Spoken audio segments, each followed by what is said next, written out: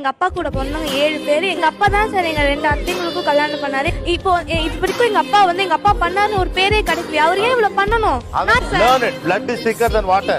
உங்க அத்தை அது வந்து கேட்கும், உங்க அப்பா கொடுத்துக்கிட்டே இருப்பாரு, உங்க அம்மா திட்டிக்கிட்டே இருப்பாங்க. ரைட்டா? நாளைக்கு நீயும் அதை தான் செய்வ, நீயும் அண்ணன்கிட்ட வந்து கேட்ப, உங்க அண்ணி திட்டும், உங்க அண்ணன் உனக்கு கொடுப்பான். இதை என்னால் ஏற்றுக்க முடியாதுங்க. இப்படிதாம்மா இருக்கும், மாறாதம்மா அப்படின்னு மக்களுக்கு சரி எது தப்புன்னு சொல்லி கொடுக்க வேண்டிய ஒரு டிபேட் ஷோவில் ஒரு கோபிநாத்ங்கிற ஒரு ஆங்கர் வந்து ஒரு எக்ஸ்பீரியன்ஸான ஒரு ஆங்கர் இதை சொல்கிறது எனக்கு அதிர்ச்சியாக இருக்குது. காலங்காலமாக பெண்கள் அடிமையாக இருந்தாங்க, அப்போ அடிமையாக இருந்துடுறீங்களா? அதை முடியாது தப்புன்னு சொல்லி நம்ம பேசுகிறோம்ல. அப்போ ஒரு ஆண் என்பது கூட பிறந்தவங்களுக்காக அவன் தான் உழைச்சாகணும், காலம் முழுக்க அவன் தான் பண்ணணும்னு சொல்கிறது தப்பு தானே. ஒரு மாற்றத்துக்கு உங்கள் அண்ணனுக்கு நீங்கள் செய்யுங்களேன். அவனுக்கும் குடும்பம் இருக்குல்ல, உங்கள் அண்ணன் தானே. அவனோட பாசத்தை யூஸ் பண்ணி நீங்கள் பொழைச்சிக்கணும்னு நினைக்கிறீங்களே, அது அசிங்கமாவோ இல்லை எச்சத்தனமாவோ தெரியல உங்களுக்கு.